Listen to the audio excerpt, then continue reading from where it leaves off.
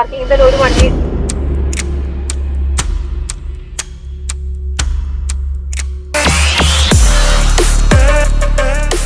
കണ്ടപ്പോ മോൻ എന്തൊരു ഭയങ്കര എക്സൈറ്റ്മെന്റ് ആയിരുന്നു. പക്ഷെ ശരിക്കും എക്സൈറ്റഡ് ആയത് ഞാനും അമ്മയൊക്കെയാണ്. അവൻ അത്ര വലിയ എക്സൈറ്റ്മെന്റ് ഒന്നും ഇല്ലായിരുന്നു. യൂട്യൂബിൽ ഞാൻ കണ്ടിട്ടുണ്ട്. നമ്മളിത് പാർക്കിംഗ് കൊടുത്തിട്ട് പാർക്കിംഗ് വിത്ത് കീ ഫോബ് കൊടുത്തിട്ട് നമ്മൾ ഡോർ തുറങ്ങി അടച്ചിട്ട് പോയി കഴിഞ്ഞാൽ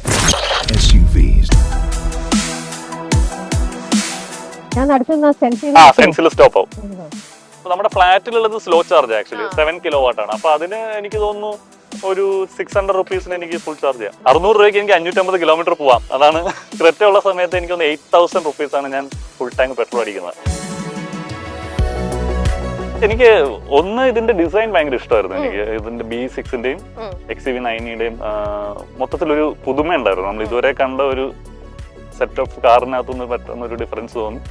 പിന്നെ ഞാൻ ടെസ്റ്റ് ഡ്രൈവ് ചെയ്തപ്പോൾ ഭയങ്കരമായിട്ട് ഇഷ്ടപ്പെട്ടു. ഞാൻ പ്രതീക്ഷിച്ചതിനേക്കാൾ എനിക്ക് ഇഷ്ടപ്പെട്ടു. അനു ഈ ഇത്തരത്തിലുള്ള ഇലക്ട്രിക് കാർ എടുത്തപ്പോ ഈ ഒരു സൈഡൊക്കെ അന്വേഷിച്ചിട്ട് തന്നെയാണോ? ഞാൻ അതിനെപ്പറ്റി ഒന്നും അധികം ചിന്തിച്ചു ബോധേഡായിരുന്നില്ല. കാരണം പവർ ഭയങ്കരമാണ്. അപ്പം അതിന് അനുസരിച്ചിട്ട് നമ്മൾ മറ്റേ വണ്ടി ചവിട്ടുന്നത് പോലെ ഇത് ചവിട്ടിയാൽ ഇത് മറ്റേ ഭ്രാന്ത് പിടിച്ച പോലെ ഓടും. അപ്പം അത് സ്വാഭാവികമായിട്ടും ടയർ ലൈഫ് കിട്ടില്ല. കാരണം വണ്ടിയുടെ ബോഡി വെയിറ്റ് കൂടുതലാണ്, ഇതിന്റെ ഇൻസ്റ്റന്റ് ടോർക്ക് കൂടുതലാണ്, ഫ്രിക്ഷൻ കൂടും. അപ്പൊ എന്തായാലും ടയർ മറ്റേനേക്കാൾ പെട്ടെന്ന് തേയും. അപ്പൊ അത് നമുക്കറിയാം.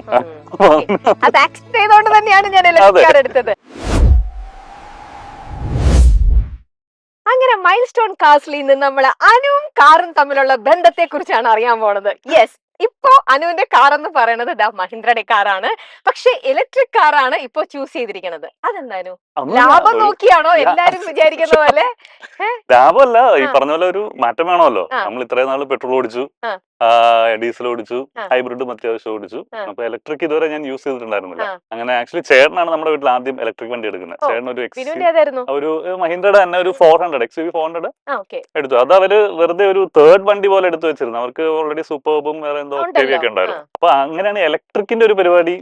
ഞാൻ ആദ്യം ഒന്ന് ഡ്രൈവ് ചെയ്തപ്പോ ഇതിന്റെ ഒരു സുഖം, ആദ്യം നമുക്ക് കേറുമ്പോ എഞ്ചിൻ സൗണ്ട് ഒന്നും ഇല്ലാത്തതുകൊണ്ട് ഭയങ്കര ബുദ്ധിമുട്ടല്ലേ? പക്ഷെ അത് അങ്ങനല്ല കേട്ടോ. ഞാൻ എപ്പോ ഓടിക്കാൻ കയറിയാലുണ്ടല്ലോ എനിക്കത് സ്റ്റാർട്ടായി നമ്മൾ അറിയുന്നില്ലല്ലോ. സ്റ്റാർട്ടായോ ഇല്ലയോ നമ്മൾ ഈ ശബ്ദം കേട്ടിട്ട്. പക്ഷെ നമ്മൾ ഓടിച്ചൊരു സുഖം പറ്റിയാലുണ്ടല്ലോ പിന്നെ മറ്റേലേക്ക് പോവില്ല. മറ്റേലേക്ക് കയറുമ്പോ എന്തൊരു ബഹളാണ്. അത് ശരി. പക്ഷെ ഇത് ഈ വണ്ടി വന്ന് നിന്നാലും തൊട്ട് മുമ്പ് നിൽക്കുന്നവർ അറിയണമെന്നില്ല, പോയാലും അറിയില്ല. ഇതിന് ഇവര് സ്പീക്കർ വെച്ചിട്ടുണ്ട്. നമുക്ക് മറ്റേ എഞ്ചിൻ സൗണ്ടിന്റെ റെപ്ലിക്ക പോലെ നമുക്ക് ഓടുമ്പോ മറ്റേ എഞ്ചിൻ റവിന്റെ സൗണ്ട് കേൾക്കാം. അകത്തും പുറത്തും ഒക്കെ അതിന്റെ സ്പീക്കർ ഉണ്ട്. അപ്പൊ ഈ നടന്നു പോകുന്നവർക്കൊക്കെ പെട്ടെന്ന് നോക്കാം. ഓക്കെ, അതുണ്ട്. അപ്പൊ തുടങ്ങിയപ്പോ തന്നെ ഇലക്ട്രിക് എടുത്തപ്പോ അതാണ് ആദ്യമേ ഒന്നൊരു തോന്നിയത് അല്ലേ? ഇലക്ട്രിക് എനിക്ക് ഒന്ന് ഇതിന്റെ ഡിസൈൻ ഭയങ്കര ഇഷ്ടമായിരുന്നു. എനിക്ക് ഇതിന്റെ B6-ന്റെയും XUV9-യുടെയും മൊത്തത്തിലൊരു പുതുമ ഉണ്ടായിരുന്നു. നമ്മൾ ഇതുവരെ കണ്ട ഒരു സെറ്റ് ഓഫ് കാറിനകത്തുനിന്ന് പറ്റുന്ന ഒരു ഡിഫറൻസ് തോന്നി. പിന്നെ ഞാൻ ടെസ്റ്റ് ഡ്രൈവ് ചെയ്തപ്പോ ഭയങ്കരമായിട്ട് ഇഷ്ടപ്പെട്ടു. ഞാൻ പ്രതീക്ഷിച്ചതിനേക്കാൾ എനിക്ക് ഇഷ്ടപ്പെട്ടു. പിന്നെ ഈ പറയുന്ന പോലെ ഡ്രൈവ് ചെയ്യാൻ ഭയങ്കര ഒരു ഹരമാണ്. നമുക്കൊരു ഇൻസ്റ്റന്റ് ടോർക്കും ഇവിടെ അങ്ങനെ ഓടിക്കാൻ പറ്റില്ല. എന്നാലും പെട്ടെന്നൊന്ന് ഓവർടേക്ക് ചെയ്യാനും ഒരു പിന്നെ ഒരു എനിക്ക് 286 bhp ഉണ്ട്. അപ്പോ അത് നമുക്ക് നല്ലൊരു ഹരം തരും. പിന്നെ സ്പോർട്സ് മോഡിലൊന്നും ഇവിടെ ഓടിക്കാൻ പറ്റില്ല. അത് പക്ഷെ നിങ്ങൾക്ക് ഷൂട്ടിന്റെ ആവശ്യമൊക്കെ ആയതുകൊണ്ട് പല സ്ഥലത്തേക്കും ദൂരേക്കും ഒക്കെ പോകാനുള്ളത് കൊണ്ട് യൂഷ്വലി എങ്ങനെ അനു തന്നെയാണോ ഓടിക്കാറ്, അത് ഡ്രൈവറാണോ? എന്റെ കൂടെ ഒരു പയ്യനുണ്ടാവും. മിക്കവാറും ഓടിക്കുന്നത് ഞാനായിരിക്കും. എന്നാലും കുഴപ്പമില്ല. ഞാനിപ്പോ ട്രിവാൻഡ്രമാണ് ലോങ്സ്റ്റ് ഞാൻ പോയി വന്നത്. അപ്പം ട്രിവാൻഡ്രം, ഞാൻ Kochi to Trivandrum, Trivandrum to Kochi charge ചെയ്യാണ്ട് പോയി വന്നിട്ടുണ്ട്. പോയി തിരിച്ച് ഞാൻ വീട്ടിലെത്തുമ്പോ ഏകദേശം ഒരു 80-100 കിലോമീറ്റർ ബാലൻസ് വീണ്ടും ഓടാൻ കിടപ്പുണ്ട്. റേഞ്ച് ഇവര് 650 ആണ് ഇവര് കമ്പനി പറയുന്നത്. 550ഓളം എനിക്ക് കിട്ടുന്നുണ്ട്. പിന്നെ ഞാൻ ട്രിവാൻഡ്രം തന്നെ 220 ഇല്ല, വൺ സൈഡ് അങ്ങോട്ടും പോയി വന്നിട്ട് 100 ബാക്കി 550 എന്തായാലും കിട്ടുന്നുണ്ട്. പൊതുവെ കാർ എന്ന് പറഞ്ഞാൽ അനുവിന് ഭയങ്കര ക്രേസ് ഉള്ള ഒരാളാണോ? വണ്ടി ഭ്രാന്തുണ്ടോ? വണ്ടി ഭ്രാന്തുണ്ട്. പക്ഷെ ഈ പറയുന്ന പോലെ വാങ്ങണം അങ്ങനെ ഒരു ആഗ്രഹം ഉണ്ടോ എന്നൊക്കെ ചോദിച്ചാൽ ഇല്ല. ഡ്രീം കാർ എന്താ? അയ്യോ, അങ്ങനെയാണെങ്കിൽ അങ്ങനെ പറയാൻ പറ്റില്ലല്ലോ. കാരണം ഓരോ ദിവസം ഡ്രീം കാർ എന്താ? ഡ്രീം കാർ എന്ന് പറഞ്ഞാൽ എനിക്ക് ഭയങ്കര ഒരു സ്പോർട്സ് കാർ എടുക്കണമെന്ന് ഭയങ്കര ആഗ്രഹമുണ്ട്. ഒരു 2 സീറ്റർ. പക്ഷെ ഇതൊന്നും ഇവിടെ ഓടിക്കാൻ പറ്റുന്നില്ല. എടുത്തിട്ട് കഴിഞ്ഞാൽ ഇത് എങ്ങോട്ട് ഇതും കൊണ്ട് പോകും. അതിന് വേണ്ടിയിട്ട് വേറെ ദുനിയാവിലേക്ക് പോകേണ്ടതായിട്ട് വരും അല്ലേ? ഇവിടുത്തെ ആദ്യം റോഡൊക്കെ ഒന്ന് ശരിയാവട്ടെ. ഓക്കെ, അതല്ലെങ്കിൽ പോലും വേറെ ഏതാ മനസ്സിലൊരു ആഗ്രഹമുള്ളത്? ഓക്കെ, സ്പോർട്സ് കാർ ഓക്കെ, ബോയ്സിന് എന്തായാലും അതിനോടുള്ള പ്രത്യേക ഒരു ഇഷ്ടം ഉണ്ടാവും. അതർ ദാൻ ദാറ്റ് ഒരു റേഞ്ച് റോവർ കാറുകൾ എല്ലാം ഭയങ്കര ഇഷ്ടമാണ്. അതിനേതാ അതിലെല്ലാം ഇപ്പൊ ഈ പറയുന്ന ഡിഫൻഡർ? സ്പോർട്ടാണ്, റേഞ്ച് റോവർ സ്പോർട്ട് എനിക്ക് ഭയങ്കര ഇഷ്ടമുള്ള വണ്ടിയാണ്. ഡിഫൻഡർ, ആ, പക്ഷെ ഡിഫൻഡർ ഇപ്പൊ ഒരുപാട് ഓ, കണ്ട് കണ്ട് ടൂ മച്ച് ആയി. ഭയങ്കരമായി പോയി. അതെ. ആദ്യം ഭയങ്കര രസമുള്ള ഒരു അതെ, വണ്ടിയായിരുന്നു. ഇപ്പൊ ഇപ്പൊ കണ്ട് കണ്ട് അതിനോടുള്ളൊരു ഇഷ്ടം കുറച്ച് കുറഞ്ഞേ ഉള്ളൂ. ആ, പൊതുവെ സ്പോർട്സ് ഇവോക്ക് എനിക്ക് ഭയങ്കര ഇഷ്ടമാണ്. ആ, കുഞ്ഞു വണ്ടിയാണ്, ആ. പക്ഷെ ഭയങ്കര രസമുള്ള സാധനമാണ്. വേലാറിനോട് താല്പര്യമില്ലേ? ഏഹ് വേലാർ വേലാർ ഇഷ്ടമാണ്. ആ, അതാ പറഞ്ഞ എനിക്ക് റേഞ്ച് റോവർ വണ്ടികളെല്ലാം പൊതുവെ. എന്റെ ഡ്രീമാണ് അതെ, വേലാർ. അതിന്റെ കളർ ഏതാ ഇഷ്ടം? കളറ് ഇതാണ് ബ്ലാക്ക്. പൊതുവെ ആ, എല്ലാവരും പറയും ബ്ലാക്ക് എടുക്കല്ലേ, പൊടിയാണ് മറ്റേതാണ് മനസ്സിലാണ്, പക്ഷെ മെയിൻറ്റെയിൻ ചെയ്യാൻ പാടാണ്, മെയിൻറ്റെയിൻ ചെയ്യാൻ പെട്ടെന്ന് പാടാണ്, പൊടി ഭയങ്കര അടിക്കും. ആ, പ്രശ്നമാണ്. ഞാൻ എന്റെ കഴിഞ്ഞ വണ്ടിക്ക് ഉണ്ടായി ക്രെറ്റയായിരുന്നു. ആ, അത് ഞാൻ ബ്ലാക്ക് ബുക്ക് ചെയ്യാൻ പോയി, ബ്ലാക്ക് ഇല്ല. ഉം. അവസാനം സിൽവർ ആണ് ഞാൻ എടുത്തത്. ഓ, സിൽവർ എടുത്തിട്ട് എനിക്കൊരു 6-7 മാസം പോയിട്ട് അങ്ങോട്ട് സെറ്റ് ആവുന്നില്ല. അവസാനം എന്റെ ചെറുതുണ്ട്, ചേട്ടാ പാപ്പ ഇത് ബ്ലാക്ക് ആക്കാം. ആ, എന്നിട്ട് ഞങ്ങൾ ഷോറൂമിൽ പോയി അവൻ തന്നെ പോയി, ചേട്ടാ നമുക്ക് ഇത് ഫുൾ ബ്ലാക്ക് അടിക്കണം എന്ന് പറഞ്ഞിട്ട് ഞാൻ പിന്നെ ഒരു വർക്ക്ഷോപ്പിൽ കൊടുത്തു, ആ, വണ്ടി ഫുൾ ബ്ലാക്ക് ആക്കി, അങ്ങനെ ഇറക്കി ആ വണ്ടി. ഓ, എന്നിട്ട് ഞാൻ ബ്ലാക്ക് ക്രെറ്റയാണ് കൊണ്ട് നടന്നത്. ആ, ഇതും നമ്മൾ ആദ്യമേ ഫിക്സ് ചെയ്ത് ബ്ലാക്ക് എന്നും പറഞ്ഞിട്ടാണ് ഷോറൂമിൽ ചെന്നത്. ആ, അപ്പോഴും ഇത് തന്നെ ഷോറൂമിൽ നിന്ന് എല്ലാവരും, ചേട്ടാ ഇത് പൊടിയാവും, മെയിൻറ്റെയിൻ ചെയ്യാൻ ഭയങ്കര പാടായിരിക്കും, ആ, അതാണ് അങ്ങനെ അവർ എന്നെ കുറെ കൺവിൻസ് ചെയ്തു ഉം, വേറൊരു കളർ പിടിക്കാൻ. ഉം, കഴിഞ്ഞ വണ്ടി ബ്ലാക്ക് തന്നെ ആയിരുന്നില്ല. ഞാൻ ഉം, പറഞ്ഞു ഓക്കെ, എനിക്ക് ഇതിന്റെ ഒരു ബ്ലൂ ഉണ്ട്. ഉം, ഞാൻ ബ്ലൂ ബുക്ക് ചെയ്തു. ഉം. ബുക്ക് ചെയ്ത് ഞാൻ വീട്ടിലേക്ക് എത്തുന്നിടം വരെ എന്റെ മൈൻഡിൽ ഇങ്ങനെ ഇരിക്കാം. ഏ, ഞാൻ എന്റെ ഒരു ഇഷ്ടമല്ലല്ലോ, ആ, അവന്മാര് നിർബന്ധിച്ചതിന്റെ പേരിലാണ് ഞാൻ ചെയ്തത്. അവസാനം ഞാൻ വീട്ടിലെത്തി അപ്പൊ തന്നെ അവനെ വിളിച്ചു, എടാ വേണ്ട മാറ്റി ബ്ലാക്ക് തന്നെ മതി. എന്നെ അപ്പൊ ഇത് ബ്ലാക്ക്. അവൈലബിൾ ആയിരുന്നു ബ്ലാക്ക്? ബ്ലാക്ക് അവൈലബിൾ, എന്നാലും ഒരു 1 മന്തിനകത്ത് കിട്ടി. കിട്ടി. Okay, okay. അത് ചില ആൾക്കാർക്ക് ഇപ്പൊ ഞങ്ങളൊക്കെ അതെ, എന്തെടുത്താലും നമുക്കത് അതെ, പക്ഷെ ബ്ലാക്കിലുള്ളൊരു ബ്ലാക്ക് മടുക്കില്ലല്ലോ ആ, അല്ലെ. അതാ ബ്ലാക്ക് പെട്ടെന്ന് മടുക്കില്ല. കാരണം മടുക്കില്ല. സിൽവർ ഞാൻ യൂസ് ചെയ്തപ്പോ എനിക്കത് മനസ്സിലായി. കാരണം കുറെ നാൾ കഴിഞ്ഞപ്പോ എനിക്ക് അതിനോടൊരു കളർ. ഒരു ഒരു ഓൾഡ് ഷെയ്ഡോ നമുക്കൊക്കെ അങ്ങനത്തെ ഒരു അതെ, ഇതാണ്. എനിക്കത് ബ്ലാക്കും വൈറ്റും ആയിരിക്കും യെസ്, പെട്ടെന്ന് മടുക്കാത്ത രണ്ട് കളേഴ്സ്. കളർ. ചില കാറിന്റെ ഷേപ്പിന് ചേരുന്ന കളേഴ്സും മാച്ച് ആവുമായിരിക്കും. ഓക്കെ, ആദ്യം എടുത്ത വണ്ടി ഏതാനും? ആദ്യം നമ്മുടെ വീട്ടിലെടുക്കുന്നത് ഹുണ്ടായി ആക്സെന്റ് ആണ്. ഉം. അത് ഞാൻ 10ാം ക്ലാസ്സിൽ പഠിക്കുമ്പോൾ ഓ, ആണ് ഇതേപോലെ അച്ഛൻ അതിന്റെ GLE പക്ഷേ മിഡ് വേരിയന്റ് ആയിരുന്നു എന്ന് തോന്നുന്നു. ഉം, അത് സെഡാൻ ടൈപ്പ് അല്ലേ. ഉം. അത് നമ്മൾ ഏകദേശം ഒരു 1,50,000 കിലോമീറ്ററോളം നമ്മൾ അന്ന് ഓടിയായിരുന്നു. കാരണം അതിനകത്താണ് ഞാൻ ചേർന്ന് ഡ്രൈവിംഗ് ഡ്രൈവിംഗ് പഠിക്കുന്നത്. ഡ്രൈവിംഗ് പഠിക്കുന്നതും അതിന്റെ ഓക്കെ. ഒരു തഴക്കം വരുന്നതൊക്കെ അതിനകത്താണ്. ആ, അപ്പോൾ എനിക്ക് അതുള്ളപ്പോൾ തന്നെയാണ് ചേട്ടൻ പിന്നെ സ്കോർപിയോ എടുത്തു, ഉം, മഹീന്ദ്രയുടെ സ്കോർപിയോ എടുത്തു. അതും ഇതേപോലെ എടുത്ത് ഒരു 1 മന്ത്, അതായത് വൈറ്റ് കളറാണ് വണ്ടി എടുത്തത്. ആ. 1 മന്തിനകത്ത് ഞങ്ങൾ ഒരു വലിയൊരു ആക്സിഡന്റിൽ പെട്ടുപോയി. അങ്ങനെ ഞങ്ങൾ ആ സ്കോർപിയോ എടുത്ത് അത് ആര് ഓടിച്ചപ്പോഴാ ആക്സിഡന്റ് ആയേ? ചേട്ടന് ഞാൻ അതായത് വണ്ടി എടുത്ത് 1 മാസം ആയിട്ടുണ്ടായിരുന്നുള്ളൂ. അപ്പം ചേട്ടന് കൊട്ടാരക്കര നമ്മുടെ അമ്മയുടെ വീടിന്റെ അടുത്ത് ഒരു ഫംഗ്ഷൻ, കോട്ടയത്താന്ന് തോന്നുന്നു, ഒരു ഫംഗ്ഷൻ, അമ്പലത്തിൽ ഫംഗ്ഷൻ ഉണ്ടായിരുന്നു. അപ്പൊ ചേട്ടൻ എന്നെയും വിളിച്ചോണ്ട് പോയി. പോകുന്ന വഴിക്ക് ചേട്ടന്റെ 2 ഫ്രണ്ട്സും ഉണ്ട്, സ്കൂൾ ഫ്രണ്ട്സ്. അവരെയും വിളിച്ച് വണ്ടി കയറ്റി ഞങ്ങൾ പോയി ഫംഗ്ഷൻ അറ്റൻഡ് ചെയ്യുന്നു. തിരിച്ച് ഭക്ഷണം കഴിക്കുന്നു. വയറ് നിറച്ച് ഭക്ഷണമൊക്കെ കഴിച്ച് ഒരു രാത്രി 11:30-12 മണിയായി കാണും. ചെറിയൊരു ചാറ്റൽ മഴയുണ്ട്. കൊട്ടാരക്കര എത്താറാവണു. അപ്പോ അന്ന് ബക്കറ്റ് സീറ്റ് ആണ്, ബാക്കിൽ മിഡ് റോ ബക്കറ്റ് സീറ്റാ. ആക്സിഡന്റോ? അല്ലല്ല, സ്കോർപിയോടെ. ഓക്കെ. അപ്പോ ബക്കറ്റ് സീറ്റിൽ അവർ ഫ്രണ്ട്സ് രണ്ടും ബാക്കിൽ ഇരിക്കുകയാണ്, ഞങ്ങൾ 2 ഫ്രണ്ട് ഇരിക്കുകയാണ്. അപ്പൊ അന്നാണ് ഇതിനകത്ത് ആദ്യമായിട്ട് അനൗൺസ്മെന്റ്, അതായത് സീറ്റ് ബെൽറ്റ് ഇട്ടില്ലെങ്കിൽ പ്ലീസ് വെയർ സീറ്റ് ബെൽറ്റ് എന്നൊക്കെ പറഞ്ഞിട്ട് അനൗൺസ് ചെയ്യും. അപ്പൊ അതൊക്കെ ഭയങ്കര കൗതുകമായിരുന്നു നമുക്കന്ന്. അപ്പൊ അന്ന് ഇതേപോലെ അവര് ബാക്കിൽ സീറ്റ് ബെൽറ്റ് ഇട്ടിട്ടില്ല. അപ്പം ചേട്ടൻ ഇട്ടിട്ടുണ്ട്, ഞാനും ആക്ച്വലി ഇട്ടിട്ടില്ല. അപ്പം നമ്മളിങ്ങനെ കുറച്ച് മുന്നോട്ട് ഇതിങ്ങനെ അനൗൺസ് ചെയ്തപ്പോൾ ഇതെന്താണെന്ന് ചോദിച്ചിട്ട്, അപ്പൊ അത് നീ സീറ്റ് ബെൽറ്റ് ഇടാതിട്ട് ഇത് മാറും, അപ്പൊ ആ ഒരു റെഡ് ലൈറ്റ് മാറി ഗ്രീൻ ലൈറ്റ് ആവും, അതൊക്കെ ഇങ്ങനെ പറഞ്ഞു കൊടുക്കുക. ആണോ എന്ന് പറഞ്ഞ് ഞാനും ഇട്ട് കാണിച്ചു. അപ്പൊ അത് കണ്ടപ്പോ അവരും ഇട്ടു. ആ 4 സീറ്റ് ബെൽറ്റ് കൊണ്ട് ഇട്ട് ഒരു കുറച്ച് സെക്കൻഡ്സ് കൊണ്ട് കഴിഞ്ഞതും ഫ്രണ്ടിലൊരു ബ്രൈറ്റ് ലൈറ്റ് ആണ്. നമുക്ക് രാത്രി 12 മണിക്ക് ചാറ്റൽ മഴയുണ്ട്. ചേട്ടൻ ഏകദേശം എനിക്ക് ഒരു 90-100 സ്പീഡിലായിരിക്കും പോകുന്നുണ്ടാവും. അതിങ്ങനെ വലിയൊരു ടേൺ, വലിയ യു-ടേൺ പോലത്തെ അല്ല, ഭയങ്കര ഇങ്ങനെ ഒരു വൈഡ് ഒരു ടേൺ ആണ്. അപ്പൊ അതിങ്ങനെ വന്നതും പെട്ടെന്ന് റോഡിനെ നടുക്കുന്ന ഒരു ഹെഡ്ലൈറ്റാ എന്തോ സാധനം. ഇങ്ങനെ പെട്ടെന്ന് നമുക്ക് അപ്പോഴാ കണ്ടതാ റോഡിലെ സാധനം. ചേട്ടൻ വെട്ടിച്ചു, നേരെ മയിൽക്കുറ്റിൽ ഒരു സാധനത്തിൽ ഇടിച്ചു. താഴെ ഒരു കൊക്കാന്ന് പറയാം, ഒരു 10-20 അടി താഴ്ചയായിരുന്നു.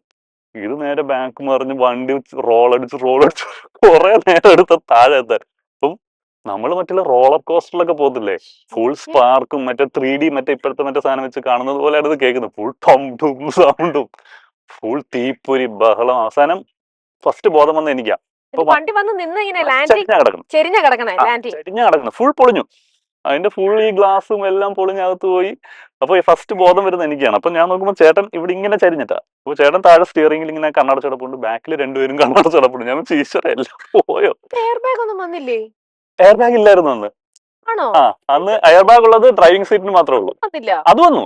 ആ, ബാക്കി ഡ്രൈവറിന് മാത്രമല്ല, ഫ്രണ്ടിൽ രണ്ടും അന്നേരത്തേക്ക് ഉണ്ടാവുള്ളൂ എയർ ബാഗ്. അതെ അതെ, എനിക്കും ഉണ്ടായിരുന്നില്ല. ഇല്ല. ആ, അപ്പൊ ഡ്രൈവർ driver seat സീറ്റ് മാത്രമേ ഡ്രൈവർ സീറ്റിൽ ഉണ്ടായിരുന്നുള്ളൂ. മാത്രമേ ഉണ്ടായിരുന്നുള്ളൂ.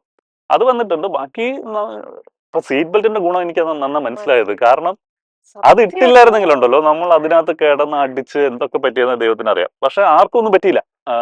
ഒരു കയ്യിൽ ചെറിയ സ്ക്രാച്ചും പരിപാടികളല്ലാണ്ട് ആർക്കും ഒന്നും പറ്റില്ല. പിന്നെ ഞാൻ ഈ വിൻഡോയുടെ ഗ്ലാസ് പൊളിക്കുന്നു, പുറത്തിറങ്ങുന്നു, ഇവരെ എല്ലാം വിളിച്ചോണത്തും. മറ്റവർക്കൊക്കെ ബോധമുണ്ടോ ഇപ്പോ? ബോധം വന്നു. എല്ലാവരും ആ വന്ന വീണേന്റെ ഷോക്കില് മിണ്ടാതെ കിടന്നതാ. ഫസ്റ്റ് ഉണർന്നത് ഞാൻ, അത്രേ ഉള്ളൂ. ഓ, അങ്ങനെ. അപ്പൊ അത് കഴിഞ്ഞിട്ട് നമ്മൾ ആ വണ്ടി റെഡ് കളർ ആക്കി. അങ്ങനെ അത് കുറെ നാള് അത് ഉണ്ടായിരുന്നു. ഇതേപോലെ അതും ഏകദേശം 2 ലക്ഷം കിലോമീറ്റർ നമ്മൾ യൂസ് ചെയ്തു. അത് കഴിഞ്ഞിട്ടാണ് പിന്നെ ചേട്ടൻ കല്യാണം കഴിഞ്ഞ് ചേട്ടൻ അവര് ഒക്ടേവിയ എടുക്കുന്നു, ഞാൻ ഹോണ്ട സിറ്റി എടുത്തു. അപ്പൊ അനു ആദ്യമായിട്ട് എടുക്കുന്ന ഹോണ്ട സിറ്റി ആണോ? ഞാൻ എടുക്കുന്നത് ഹോണ്ട സിറ്റി. അതേതാ കളറ്? അതും ഇത് തന്നെ, ഒരു ഡാർക്ക് ബ്രൗൺ. ആ. അവർക്ക് ബ്ലാക്ക് ഉണ്ടായിരുന്നില്ല. ആ, പക്ഷെ അത് ഹോണ്ട സിറ്റിയുടെ രാത്രി ഓർമ്മയുണ്ട്. കണ്ടാൽ ബ്ലാക്ക് പോലെ തോന്നും. ആ, വെയിലൊക്കെ അടിക്കുമ്പോഴാണ് ഒരു ഒരു ബ്രൗൺ ബ്രൗൺ. ഷെയ്ഡ്. അതാണ് ഞാൻ. നല്ലൊരു കോഫി ബ്രൗൺ പോലത്തെ ആ, ഡാർക്ക് കളർ. അതെ അതെ ഓക്കെ, അതാണ് ആദ്യമായിട്ട് അതാണ് എടുക്കുന്നത്. ഞാൻ എടുക്കുന്ന വണ്ടി. ഓക്കെ. പക്ഷെ ഇത്രയും വലിയൊരു ആക്സിഡന്റ് ആണ്, നിങ്ങൾക്കൊന്നും പറ്റിയില്ല, ദൈവം അനുഗ്രഹിച്ചു. പക്ഷെ എന്നാലും വണ്ടി ഇത്ര റോൾ ചെയ്തിട്ടല്ലേ വന്ന് ലാൻഡ് ചെയ്ത്. അതിനുശേഷം വീണ്ടും വണ്ടി എടുത്തപ്പോൾ അനുവിന് പേടി വന്നോ? സത്യമായിട്ടും അത് കുറെ നാൾ, ഒരു 2-3 മാസക്കാലം നമുക്ക് ആ ഒരു ട്രോമ ഉണ്ടായിരുന്നു. കാരണം വണ്ടി റോഡിൽ ഇറങ്ങുമ്പോൾ ആ, ആ വിഷ്വൽസ് ഇല്ലേ, ആ, അത് ഇങ്ങനെ ഒരു ഫ്ലാഷ് കട്ട് പോലെ. നമ്മൾ സിനിമയിലൊക്കെയാണ് അങ്ങനെ കണ്ടിട്ടുള്ളത്. ശരിക്കും അത് സംഭവിക്കുന്നുള്ളത് അപ്പോഴാണ് മനസ്സിലായത്. ഒരു 4-5 മാസം വണ്ടി ഓടിക്കാനൊക്കെ ഒരു കുഴപ്പമില്ല. ആ. എന്നാലും എന്തോ ഒരു വരും നമുക്ക് ഒരു ഇത് ഓവർ സ്പീഡ് ചെയ്ത് ആ, മുമ്പിൽ നിന്ന് വലിയ വണ്ടി കാണുമ്പോൾ ഒരു പേടി വന്നു അല്ലേ? എന്തോ ഒരു ബിനുവിനാണെങ്കിലോ?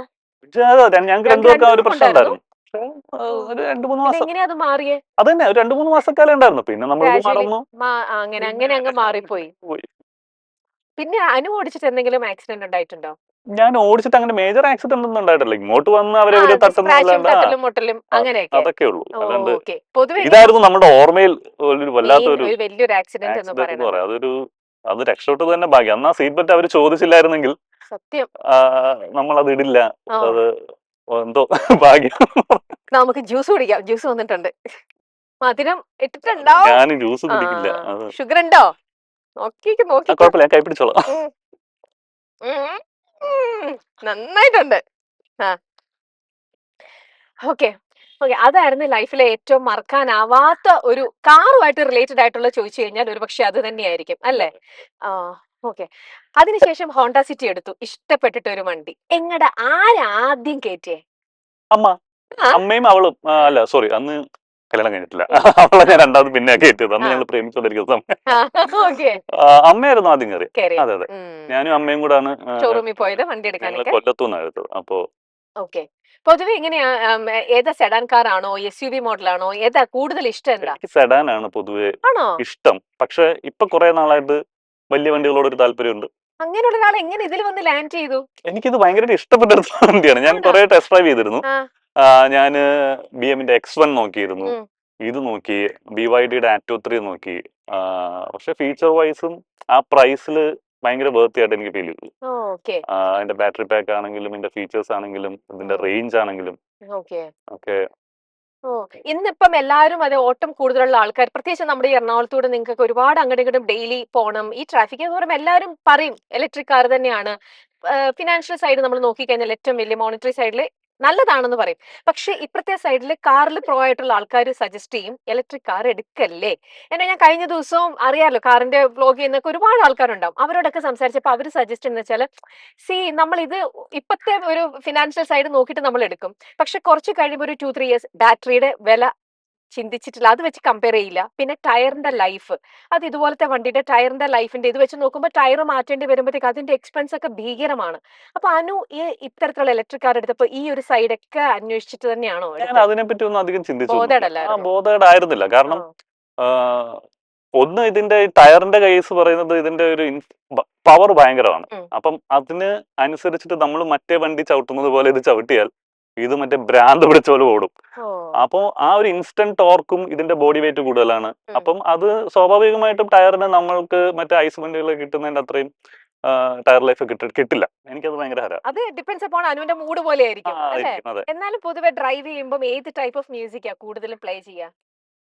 മെലഡി ആണോ ഫാസ്റ്റ് ആണോ? ഒരു മിക്കവാറും ഞാൻ എയറോമാൻ മ്യൂസിക്കുകളാണ് കൂടുതലും ആണോ കേൾക്കാറ്. കേൾക്കുന്നത്? അങ്ങനത്തെ അങ്ങനെ മെലഡി അങ്ങനെയില്ല, എല്ലാം കേൾക്കും. കേൾക്കാറുണ്ട്. ഓ ഓക്കെ. പൊതുവെ എങ്ങനെയാ ആള്? ഭയങ്കര റാഷ് ഡ്രൈവർ ആണോ? സ്പീഡ് ഉണ്ടോ? സ്പീഡ് ഉണ്ട്, പക്ഷെ റാഷ് ഡ്രൈവിംഗ് അല്ല. അല്ല. നമുക്ക് അത് വേറെ ഒരാളോട് ചോദിക്കണം. അത് ചോദിച്ചു നോക്കി. അനുവിന്റെ അടുത്തോ? ആരോട് അല്ല, ഇപ്പൊ ചോദിക്കണ്ടേ? ചേട്ടനും ഞാനും ഞങ്ങൾ രണ്ടുപേരും അങ്ങനെ തന്നെയാണ്. ഞങ്ങൾക്ക് സ്പീഡൊക്കെ എടുക്കാറുണ്ട്. ആ, നമുക്ക് അതേപോലെ കോൺഫിഡൻസ് കിട്ടുന്ന റോഡിൽ നമ്മൾ സ്പീഡ് എടുക്കാറുണ്ട്. പക്ഷെ ഈ പറയുന്ന പോലെ ഭയങ്കര വെട്ടിച്ചുള്ള പോക്കും അങ്ങനെയൊന്നും റാഷ് ഡ്രൈവിംഗില്ല. ലാസ്റ്റ് മിനിറ്റ് കൊണ്ട് അതില്ല. ഇല്ല. അതില്ല. മറ്റുള്ള വണ്ടിയുടെ ബട്ടക്സ് കാണുമ്പോഴത്തേക്ക് ഓടി ആ പരിപാടി ഇല്ല. ഇല്ല. ഓക്കെ. അതൊക്കെ അത് അങ്ങനത്തെ കുറെ ക്ലാസ്സുകൾ അച്ഛൻ്റെ അച്ഛന്റെ അനിയന്മാര് ചിറ്റപ്പന്മാരുടെ നിന്നൊക്കെ കുഞ്ഞിലെ കുറെ വഴക്കും ഞാനതാ ചോദിക്കാൻ വരുന്നത് അടുത്തത്. ആദ്യമായിട്ട് എന്നിട്ട് ഓടിക്കാൻ ഞാൻ പഠിച്ചു. നമുക്കൊരു വല്ലാത്തൊരു കോൺഫിഡൻസും ഒരു എക്സൈറ്റ്മെന്റും ആണല്ലോ. അച്ഛൻ ഒറ്റയ്ക്ക് നമുക്ക് വണ്ടി തരുന്നു, ഇനി നീ ഓടിക്ക്. അങ്ങനെ ഓടിച്ചു പോകുമ്പോ ഇടയ്ക്ക് കിട്ടാറുണ്ടോ ഇങ്ങനെ? അതായത് അച്ഛന്റെ ഒരു പരിപാടി എന്ന് പറഞ്ഞാൽ അച്ഛൻ നമുക്ക് ഒറ്റയ്ക്ക് വണ്ടി തന്നു വിടും. വണ്ടി എവിടെ വേണേലും കൊണ്ടുപോയിക്കോളാൻ പറയും, അച്ഛൻ ആരും ഇല്ലാണ്ട്. പക്ഷെ നമ്മൾ എത്ര പഠിച്ചു എന്ന് പറഞ്ഞാലും അച്ഛൻ കൂടെ ഇരിക്കുമല്ലോ. വഴക്ക് കേൾക്കാതെ ഞങ്ങൾ കംപ്ലീറ്റ് ചെയ്തിട്ടില്ല. അതായത് അടിയൊന്നുമില്ല, വഴക്കാണ്. കഴുത എവിടെ നോക്കിയാണോ അങ്ങനെയൊക്കെ പറയാറുണ്ട്. അപ്പൊ പിന്നെ അതൊരു ഭയങ്കര ക്ലാസ് ആണ് ശരിക്കും. അപ്പൊ മിക്കവാറും പണ്ടൊക്കെ ഞങ്ങൾ വണ്ടിയുടെ ബാക്കിൽ കൊണ്ട് നിർത്തുമായിരുന്നു. ഈ പറഞ്ഞ സഡൻ ബ്രേക്ക് അല്ല, നിർത്തുന്നത് ചേർത്ത് കൊണ്ടുവന്ന് നിർത്തും. പക്ഷെ പറഞ്ഞ് നമ്മൾ വണ്ടിയിലിരിക്കുമ്പോ ഫ്രണ്ടിലത്തെ കാറിന്റെ വീല് നമുക്ക് കാണണം. അപ്പൊ ആ ഒരു ഡിസ്റ്റൻസ് നീ മെയിൻറ്റെയിൻ ചെയ്യണം.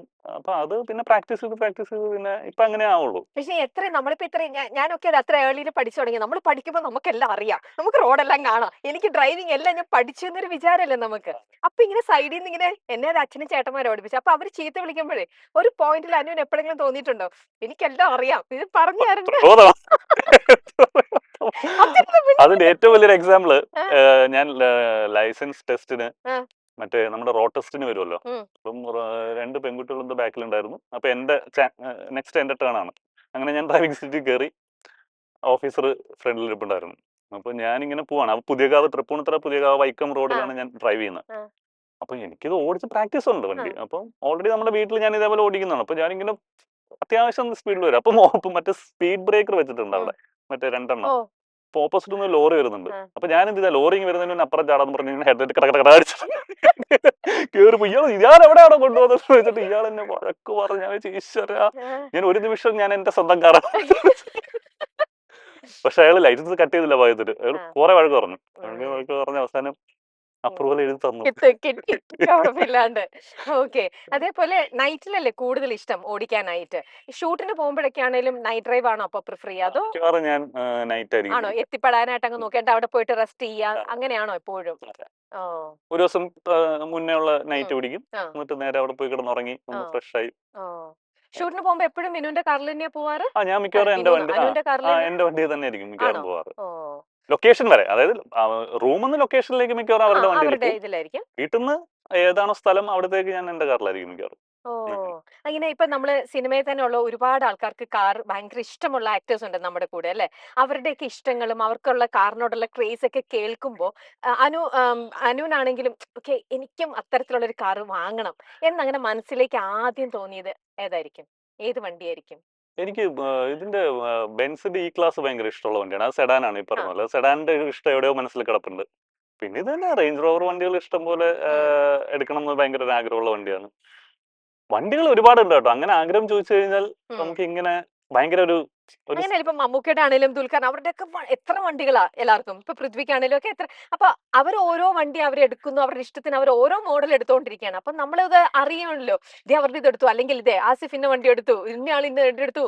അങ്ങനെയൊക്കെ നിങ്ങളുടെ ഇടയിൽ തന്നെ ഫ്രണ്ട് സർക്കിളിൽ പോലും പലരും എടുക്കുമ്പോൾ അപ്പൊ നമുക്കത് പോവാ, അത് ടെസ്റ്റ് ഡ്രൈവ് ചെയ്യുക, അല്ലെങ്കിൽ അത് പോയി ഓടിച്ചു നോക്കുക, അല്ലെങ്കിൽ അങ്ങനത്തെ ഒക്കെ ഒരു ഹരമൊക്കെ ഉണ്ടോ? അതുണ്ട് കേട്ടോ. കാരണം ഞാൻ അങ്ങനെ അതാ പറഞ്ഞത്, ഓടിക്കാത്ത വണ്ടികളൊന്നുമില്ല.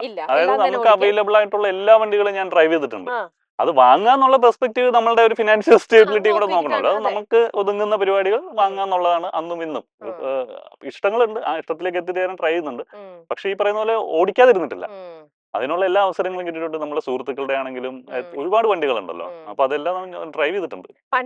പണ്ട് നമ്മൾ പഠിക്കുന്നൊക്കെ ഒരു സമയത്ത് വരുമ്പോ എല്ലാവരുടെയും നമ്മുടെ വീട്ടില് ഞാനായിട്ടൊരു ബെൻസ്, അന്നൊക്കെ ബെൻസ് ആണല്ലോ, ബിഎം അല്ല പറയാ, ബെൻസ് എന്റെ വീടിന്റെ മുമ്പിൽ എനിക്കായിട്ട് വാങ്ങിയിടണം. ഒരു ആനയെ വാങ്ങി നിർത്തുന്നു. അതെ, ആ ഒരു എല്ലാരും ഒക്കെ ആരും ഇതാ. ഇപ്പൊ ബെൻസ് ഒക്കെ മാറി വേറെ ലെവലാ ഓരോന്നും അതെ, ഒക്കെ വന്ന് നിൽക്കുന്നത്. ആ ലെവലിലേക്ക് കാറൊക്കെ മാറി. ഇനിയിപ്പോ എനിക്കറിയില്ല, ഇതൊക്കെ ഓടിച്ച് ഇനി കഴിയുമ്പത്തേക്ക് ഇനി സെഡാനിലേക്ക് പോകുമ്പോഴത്തേക്ക് അനുവിന് എങ്ങനെയായിരിക്കും അത് ഇപ്പൊ ഫീൽ എൻജിയുടെ ഒരു ചെയ്യുന്നുണ്ട്? വണ്ടി ഇറങ്ങിയാണ്ടില്ലേ? ആ, എൻജിയുടെ. ആ, ആ, അത് സൈബർസ്റ്റർ. ആ, സൈബർസ്റ്റർ ഞാൻ 2 ഡോർ മറ്റേ അതെ, ബട്ടർഫ്ലൈ ഡോർ ഒക്കെ ഉള്ളതാണ്. ഇങ്ങനെ പൊങ്ങി വരും. അതൊക്കെ ഭയങ്കര രസമുള്ളതുണ്ട്. എനിക്ക് അങ്ങനത്തെ കാറുകളൊക്കെ ഭയങ്കര ഇഷ്ടാണോ? അപ്പൊ കുറച്ച് ഷോയി ആയിട്ടുള്ള കാറുകൾ ഇഷ്ടമാണ്. ഷോയി അല്ല, ഭയങ്കര ഒരു അഗ്രസീവ് ആയിട്ടുള്ള ആ, പരിപാടികളില്ലേ വണ്ടികൾ. കാർ എന്ന് പറയുന്നത് എപ്പോഴും ഡിസൈൻ ആണല്ലോ. ഓക്കെ. ഞാൻ പഠിച്ചതും പ്രൊഡക്റ്റ് ഡിസൈനിങ്, ടൂൾ ഡിസൈനിങ് ഒക്കെ ആയിരുന്നു. ആ, അപ്പോൾ ഇതിന്റെ ഒരു ഡിസൈൻ അട്രാക്ട് ചെയ്യുന്ന പരിപാടികൾ ഉണ്ടാക്കിയ ഒരു പ്രൊഡക്റ്റ് കാണുന്നത് തന്നെ ഭയങ്കര ഭയങ്കര സന്തോഷമാണ് അത് കാണുമ്പോൾ. ഞാൻ യൂട്യൂബിൽ മിക്കവാറും കാണും ഓരോ പുതിയ വണ്ടികളുടെ ലോഞ്ചിങ് വീഡിയോസ് ഒക്കെ ഇരുന്ന്. ഓ, കാണാറുണ്ട്. എല്ലാം കാണാറുണ്ട്. ആ, അപ്പൊ അത് കാണുന്നത് തന്നെ ഭയങ്കര ഒരു സിനിമ കാണുന്ന പോലെ ഭയങ്കര ഇഷ്ടമാണ്. ഇങ്ങനെ കണ്ടുകൊണ്ടിരിക്കും. ഇത്രയും ബുക്സ് ഒക്കെ വായിക്കുക, കാറിന്റെ ഓരോ നോളജ് എടുക്കുമ്പോ എന്തെങ്കിലും റേസിംഗ് മനസ്സിലേക്ക് വന്നിട്ടുണ്ടോ? ഇഷ്ടമാണോ എപ്പോഴെങ്കിലും? റേസിംഗ് ഇഷ്ടമാണ്. അതിനെപ്പറ്റി അങ്ങനെ ചിന്തിച്ചിട്ടില്ല. ഞങ്ങൾ അബുദാബിയിൽ യാസ് ഐലൻഡിൽ പോയപ്പോ ആ, ആ റേസിംഗ് ട്രാക്കിൽ ഇതേപോലെ ഓടിക്കണം, അവിടെ ഒരു പ്രാവശ്യം ഓടിക്കണം എന്ന് ആഗ്രഹമുണ്ട്. ആ, അത് നമുക്ക് ഓടിക്കാം കേട്ടോ. അവിടെ ആ. എന്തോ എത്ര പേയ്മെന്റ് ചെയ്ത് കഴിഞ്ഞാൽ നമുക്ക് ആ ഒരു ആ, ട്രാക്കിൽ ഒരു ഓടിക്കാം. ഒരു റൗണ്ട് എന്തോ എടുക്കാലോ എടുക്കാം. അവിടെ. അപ്പൊ ആ, അതൊക്കെ ചെയ്യണം എന്ന് ആഗ്രഹമുണ്ട്. അതൊക്കെ ഇഷ്ടമാണ്. ഓക്കെ. കാണാതിരിക്കൊന്നുമില്ല. ഓ, പൊതുവെ സ്പീഡിലാണോ എപ്പോഴും വണ്ടി എടുക്കുന്നത്, അതോ അല്ലല്ല അല്ല. പതുക്കെയാണോ? അതായത് തുടങ്ങുന്നതോ? അല്ലല്ല, യൂഷ്വലി ഡ്രൈവിംഗ് എങ്ങനെയാണ്? ഭയങ്കര ഫാസ്റ്റ് ഡ്രൈവർ ആണോ? ഫാസ്റ്റ് ഒരു ആവറേജ് സ്പീഡ് പിടിക്കും. ട്രിവാൻഡ്രത്ത് എത്ര മണിക്കൂറിൽ ഏറ്റവും ലീസ്റ്റ് എത്തിയിരിക്കണേ? അയ്യോ, അത് പണ്ടാട്ടോ. അത് ഇപ്പോഴൊന്നും അല്ല. ആ, അത് ആക്ച്വലി ചേട്ടനാ വണ്ടി ഓടിച്ചതെന്ന് ആ, തോന്നുന്നു. എന്റെ കസിൻ ചേട്ടനാണ്. അപ്പൊ ഞങ്ങള് ഇവിടെ ചാലക്കുടിയിൽ വിഞ്ചാൻ ഒരു ഫംഗ്ഷൻ ഉണ്ടായിരുന്നു. ആ, അന്ന് വൈകുന്നേരം മറ്റേ പുത്തരിക്കണ്ടം മൈതാനത്ത് ഇതേപോലെ ഒരു ഫംഗ്ഷൻ ഉണ്ട്. അപ്പൊ എത്രയോ സമയത്തിനുള്ളിൽ എത്തണം. എത്തണം. ഞങ്ങൾ അന്നൊരു 3.5 മണിക്കൂറിൽ എത്തിച്ചു. കൊച്ചി ട്രിവാൻഡ്രം അതും എത്തി. സമയം. അത് പകലാണേ. അതാ ചോദിക്കാൻ വന്നേ. രാത്രിയല്ല, പകലാണ്. പകൽ എത്തിച്ചു. പകൽ.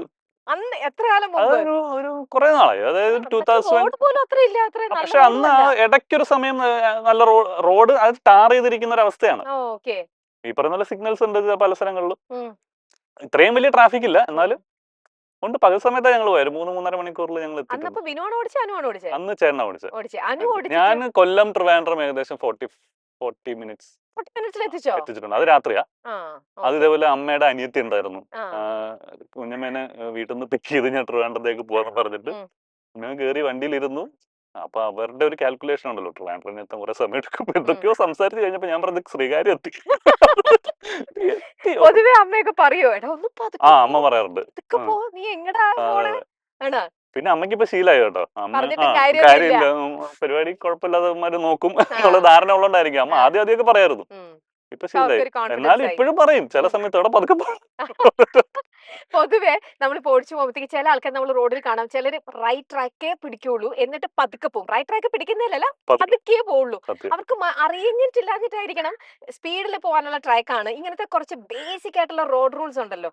നമ്മൾ ബാക്കിൽ നിന്ന് എത്ര ഹോൺ അടിച്ചാലും അവർ സ്റ്റബേൺ ആയിട്ട് നിൽക്കും, അവർ മാറില്ലല്ലേ. പിന്നെ അവസാനം നമ്മുടെ ലെഫ്റ്റിൽ കൂടെ തന്നെ ഓവർടേക്ക് ചെയ്ത് കയറി പോകേണ്ടി വരും. ഇങ്ങനത്തെ സിറ്റുവേഷൻസ് വരിക. പിന്നെ മുമ്പിൽ തന്നെ ചിലരിങ്ങനെ റൈറ്റ് ട്രാക്കോ മറ്റോത് പോട്ടെ, പതുക്കെ നമ്മളെ കയറ്റി വിടുവോ ഇല്ല, അവര് കയറി പോവില്ല. ഇങ്ങനത്തെ കുറെ സംഭവങ്ങളിലൊക്കെ റോഡിൽ നടക്കുമ്പോൾ വണ്ടിക്കകത്തിരിക്കുന്ന ഓടിക്കുന്ന അനുവിന്റെ എക്സ്പ്രഷൻസും ഡയലോഗ്സും ഒക്കെ എങ്ങനെയായിരിക്കും? അത് ഇപ്പൊ ഞാൻ കുറെ കാമാണെന്ന് എനിക്ക് തോന്നുന്നുണ്ട്. എന്റെ ഒരു 20s സമയത്ത് ഒരു 26, 27, 28 വയസ്സ് വരെയൊക്കെ ആ, ഭയങ്കര അഗ്രസീവ് ആയിരുന്നു. ഞാൻ ആണോ? ഇങ്ങനെ ചീത്ത വഴക്ക് വിളിക്കും. പറയായിരുന്നു. ചീത്ത വിളിക്കും. ഗ്ലാസ് അങ്ങനെ തുറന്ന് ചീത്ത വിളിക്കോ? ഭയങ്കര വഴക്കിടുമായിരുന്നു ഞാൻ. ആണോ? ആ ഗ്ലാസ് തുറന്നിട്ട് വല്ലതും ഗ്ലാസ് പറയോ? തുറന്ന് ഞാൻ വഴക്കിട്ടിട്ടുണ്ട്. ഓക്കേ. അത് ചില ആൾക്കാരൊക്കെ ക്രോസ് ചെയ്യുന്നത്, ആ, അതായത് ഇങ്ങോട്ട് പോലും തല പോലും തിരിക്കാതെ ആ, അങ്ങോട്ട് നടക്കും. ആ, ഞാൻ അവരെ നിർത്തി വഴക്ക് പറഞ്ഞിട്ടുണ്ട്.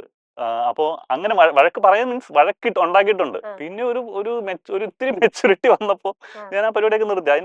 അത് കാര്യമില്ല. നമ്മള് വെറുതെ ഉം, ഇതേപോലെ ഞാൻ പണ്ടത്തെ ഇതേപോലെ ഒരു ഓർമ്മ വരികയാണ്. ഞാൻ ഇതേപോലെ സ്കോർപിയോ ഉള്ള സമയത്താണ്. ആ, ചേട്ടൻ എൻ്റെ അടുത്ത് പറഞ്ഞു സർവീസിന് എടുത്തിരിക്കുക, പോയി അവിടുന്ന് വണ്ടി എടുത്തിട്ട് വാ എന്ന് പറഞ്ഞിട്ട് ഞാൻ അവിടെ പോയി വണ്ടി എടുക്കുന്നു. സർവീസ് ഒക്കെ കഴിഞ്ഞ് കഴുകി കുട്ടപ്പനാക്കി ഇട്ടിരിക്കുകയാണ്. ഞാൻ വണ്ടി ഓടിച്ചുകൊണ്ട് പോയി ഇരുമ്പനം ജംഗ്ഷനിൽ ഞാൻ ഇതേപോലെ സിഗ്നലിൽ നിർത്തി. ഉം, ഞാൻ വണ്ടി നിർത്തി. ഒരു മിനിറ്റ് കഴിഞ്ഞപ്പോൾ ബാക്കിൽ കട്ടായെന്നൊരു ഇടി. ഞാൻ നോക്കിയപ്പോൾ ഒരു പെട്ടിയോട്ടോ കൊണ്ട് ഇടിച്ച് കയറ്റി. ഞാൻ നിർത്തിയിട്ടിരുന്ന വണ്ടിയാണ് ആ, സിഗ്നലിൽ. ആ. അപ്പൊ ഞാൻ ഇറങ്ങി നോക്കിയപ്പോൾ അതിന്റെ ഫ്രണ്ടിലത്തെ വീല് മറ്റേ ബാക്കിൽ കയറിയിരിക്കുക. ഞാൻ റോഡിൽ കിടന്ന് വഴക്കുണ്ടാക്കാൻ തുടങ്ങി. നീ എവിടെ നോക്കിയടാ വണ്ടി ഓടിക്കുന്നത്, മറ്റാണ് മറിച്ചാണ്. അപ്പൊ ഞാൻ പറഞ്ഞു, ചേട്ടാ ഞാൻ ആ ജിമ്മ് നോക്കിക്കൊണ്ടൊന്ന് ഓടിച്ചതാണ്. ഏതോ ഒരു ബിൽഡിങ്ങിന്റെ മുകളിൽ ഒരു ജിമ്മ്. അപ്പൊ അവൻ അത് നോക്കിക്കൊണ്ട് ഓടിച്ചതാണ്, കൊണ്ടിടിച്ചു. അപ്പോ ഞാൻ പറഞ്ഞു, നീ ഇവിടെ വണ്ടി കിടക്കണ്ടെന്ന് പറഞ്ഞിട്ട് ഞാൻ ഇതിന്റെ കീ ഊരിയിട്ട്, അപ്പൊ അന്നത്തെ ഈ ഒരു ചോരത്തിളപ്പിന്റെ പുറത്ത് ചെയ്യുന്നതാണ്. അപ്പൊ ഞാൻ കീ ഊരിയിട്ട് ഞാൻ സ്കോർപ്പിയോയുടെ ഡോർ തുറന്ന് അകത്തേക്ക് ഇട്ടു. അപ്പൊ അതിന് കീ ചെയിൻ ഒന്നും ഇല്ലായിരുന്നു. അപ്പൊ ഇതിന്റെ ഒരു ഗ്യാപ്പ് ഉണ്ടല്ലോ, ഇത് അകത്തോടെ എഞ്ചിൻ റൂമിനകത്ത് പോയി. ഞാൻ ഇട്ട് കഴിഞ്ഞപ്പോഴാണ് ആ സാധനം പോയി അകത്തേക്ക്. ഇനിയിപ്പോ ചൂടാവൽ കുറയ്ക്കാൻ പറ്റില്ല. ഞാൻ തിരിച്ചു, നീ ഇവിടെ വണ്ടി സൈഡ് ആയിക്കോ, നീ എന്റെ അഡ്രസ് അതാണെന്ന് പറഞ്ഞ് ഞാൻ എന്റെ ഫുൾ അഡ്രസ് എഴുതി കൊടുത്ത്. മറ്റേ അവന്റെ പൈസ ഇല്ല, അവൻ എന്റെ പറയാണ്. ഞാൻ പറഞ്ഞു, അപ്പം എനിക്ക് മനസ്സിലായി, കാരണം അവൻ അങ്ങോട്ട് നോക്കിക്കൊണ്ട് ഓടിച്ചാണ് അവൻ സമ്മതിച്ചു. അപ്പൊ ഈ കീ പോയല്ലോ, ഇനി ഇവന്റെ കീ കൊടുക്കാൻ എനിക്ക് ഇല്ല. ഞാൻ പറഞ്ഞു, നീ അവിടെ നീ എന്തെങ്കിലും ഉണ്ടെങ്കിൽ വന്നാൽ മതി എന്ന് പറഞ്ഞ് എനിക്ക് ടെൻഷനായി. ഞാൻ നേരെ വീട്ടിൽ ചെന്നിട്ട് ചേട്ടൻ എടുത്ത് പറഞ്ഞു, ചേട്ടാ ഇങ്ങനെ ഞാൻ വഴക്കിട്ടു ഈ സാധനം, നീ എന്തിനാണ് കീ എടുത്ത്. അവസാനം ഞങ്ങൾ മൊത്തം തപ്പിയിട്ട് ആ സാധനം കിട്ടിയില്ല. പിന്നെ ഞങ്ങള് വണ്ടി എടുത്തിട്ട് വീണ്ടും തിരിച്ച് ഇവിടെ വന്നപ്പോ അവൻ ഓട്ടോറിക്ഷ അവിടെ കിടപ്പുണ്ടായിരുന്നു, പുള്ളിയെ കാണുന്നില്ല. അങ്ങനെ പുള്ളിയുടെ നമ്പർ വന്ന് എന്റെ കയ്യിലില്ലായിരുന്നു. പിന്നെ കുറച്ച് കഴിഞ്ഞപ്പോ വണ്ടി കൊണ്ടുപോയി. അങ്ങനെ അപ്പം ഈ ഒരു അഗ്രസീവ്നെസ് ഒക്കെ അന്ന് ഉണ്ടായിരുന്നു. ടോളിന്റെ സ്ഥലത്ത് ഞാൻ ഒരുപാട് വഴക്ക് ഉണ്ടാക്കാറുണ്ടായിരുന്നു. പണ്ടാണ് ഇതൊക്കെ, അച്ഛനൊക്കെ ഉള്ള സമയത്താണ്. ആ ഒരു 2012-10 സമയത്തൊക്കെ ഈ അരൂർ ടോളും ഒക്കെ ഒരാവശ്യമില്ലാതെ വഴക്ക് ഉണ്ടാക്കിയിട്ടുണ്ട്. എന്ത് പറഞ്ഞിട്ട്? ഒന്ന്, ഈ റോഡിൽ ഈ കുണ്ടും കുഴിയും കഴിഞ്ഞിട്ടാണല്ലോ നമ്മൾ അങ്ങോട്ട് വരുന്നത്. ഒരു വലിയ കുഴിയിൽ നിന്ന് കയറിയിട്ടാണ് പൈസ കൊടുക്കേണ്ടത്. അതിനൊക്കെ ന്യായത്തിന് അങ്ങനെ തന്നെ, അല്ല വെറുതെ വഴക്കുണ്ടാക്കിയല്ല. അപ്പൊ അതിനൊക്കെ വഴക്കുണ്ടാക്കുമായിരുന്നു അന്നൊക്കെ. ഓക്കെ, ഇനി നമുക്ക് അനുവിന്റെ സ്വന്തമായ ഈ ബ്യൂട്ടിയുടെ ഇൻസൈഡ് ആൻഡ് എക്സ്റ്റീരിയർ ഇത് ഫുള്ള് നമുക്ക് ഡീറ്റെയിൽ ആയിട്ട് കാണാം. ഓക്കെ, അപ്പൊ നമുക്ക് വണ്ടി ഫ്രണ്ടിൽ നിന്ന് തന്നെ കണ്ടങ്ങ് പോകാം. ഇതിന്റെ അകത്തൊരു സാധനം ഉണ്ട്. ഇതിനകത്ത് എഞ്ചിൻ ഇല്ലല്ലോ. എഞ്ചിൻ ഇല്ലാത്തോണ്ട് പിന്നെ എന്താ ഉള്ളത്? നമുക്ക് എന്ത് വേണമെങ്കിലും വെക്കാം. ഞാൻ കാണിച്ചു തരാം. എഞ്ചിൻ ഇല്ലാത്ത വണ്ടിക്കകത്ത് എന്തും വെക്കാം അത്ര. എഞ്ചിൻ ഇല്ലാത്തോണ്ട് ആ സ്പേസിൽ നമ്മൾ എന്താ വെക്കാൻ പോണേന്ന് നോക്കാം. കണ്ടോ, ഇതിനകത്ത് അത്യാവശ്യം കുറെ സംഭവങ്ങളുള്ളൂല്ലോ. 65 ലിറ്ററോ 85 ലിറ്റർ എന്തോ ആണ്. ഇതിനകത്ത് എന്തെങ്കിലും വെച്ച് പോയിട്ടുണ്ടോ? ഇപ്പൊ എന്തെങ്കിലും വാഷ് ചെയ്യേണ്ട സാധനം, ഇപ്പം സപ്പോസ് മീറ്റോ വല്ലതും വാങ്ങുകയാണെങ്കിൽ ഇവിടെ വെച്ച് കഴിഞ്ഞാൽ ഇത് കണ്ടോ, സ്മെല്ല് നിക്കില്ല. വാഷ് ചെയ്ത് കളയാം. ഓക്കെ, ഇതിനകത്ത് അങ്ങനെ വെച്ചിട്ടുണ്ടോ എന്തെങ്കിലുമൊക്കെ? സാധനങ്ങൾ വെച്ചിട്ടുണ്ട്. ഉണ്ടോ? നല്ല സ്പേസ് ആണ്. അപ്പൊ ഫ്രണ്ടിലും ശരിക്കും ബൂട്ട് സ്പേസും നന്നായിട്ടുണ്ടാവും അല്ലേ? അത് നമുക്ക് നോക്കാലോ. ബൂട്ട് സ്പേസ് എത്രയുണ്ട് ഫ്രണ്ടിൽ? ഇപ്പൊ ഇത്രയും സ്ഥലമുണ്ട്. ബൂട്ട് സ്പേസ് അത്യാവശ്യം നമ്മുടെ ഷൂട്ടിന് പോകാനുള്ള എല്ലാ സാധനവും കൊള്ളും. ഒരു 2-3 മാസത്തേക്കുള്ള ഐറ്റംസ് ഒക്കെ കയറ്റാം. അത്രയും നല്ല ബൂട്ട് സ്പേസ് ഉണ്ട്. ഓക്കെ, ആക്ച്വലി ഞാൻ മാത്രം ഉള്ളെങ്കിൽ ഇതും കൂടെ ഫോൾഡ് ചെയ്തിട്ട് കഴിഞ്ഞാൽ അത്രയും കൂടെ കിട്ടും. ആക്കാൻ പറ്റില്ലേ? ഫുൾ ബെഡ് ആക്കാം. ഞാൻ ചോദിക്കാൻ വന്ന്. ഫ്ലാറ്റ് ബെഡ് പോലെ ഫ്ലാറ്റ് ബെഡ് ആക്കി ഫുൾ, അപ്പൊ ശരിക്കും ഫുൾ തന്നെ കിടക്കാം. അതെ.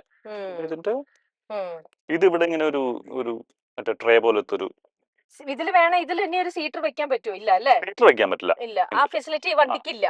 കാരണം ഇതൊരു കൂപ്പേ സ്റ്റൈൽ അല്ലേ. ശരിയാ, അതിനകത്ത് അങ്ങനെ പറ്റില്ല. പിന്നെ ഒരു എക്സ്ട്രാ നമ്മുടെ പോർട്ടബിൾ ചാർജർ. ഇത് നമ്മളുടെ ഇവിടെ ഇങ്ങനെ ഒരു ട്രേ പോലുള്ള സാധനമുണ്ട്, ഒരു കവർ ചെയ്യാൻ വേണ്ടിട്ട് സാധനങ്ങളൊക്കെ വെച്ചിട്ട്. എന്നിട്ട് എന്തെങ്കിലും വെക്കണമെങ്കിൽ വെക്കാം. പിന്നെ സ്റ്റെപ്പിന് അതിന്റെ അകത്താണ് ഒരു ചാർജർ ഉണ്ട്. മാറ്റാൻ അറിയോ? എന്താ സ്റ്റെപ്പിന്? പിന്നെ ഞാനാ മാറ്റുന്നല്ല എടുത്തു. പിന്നെ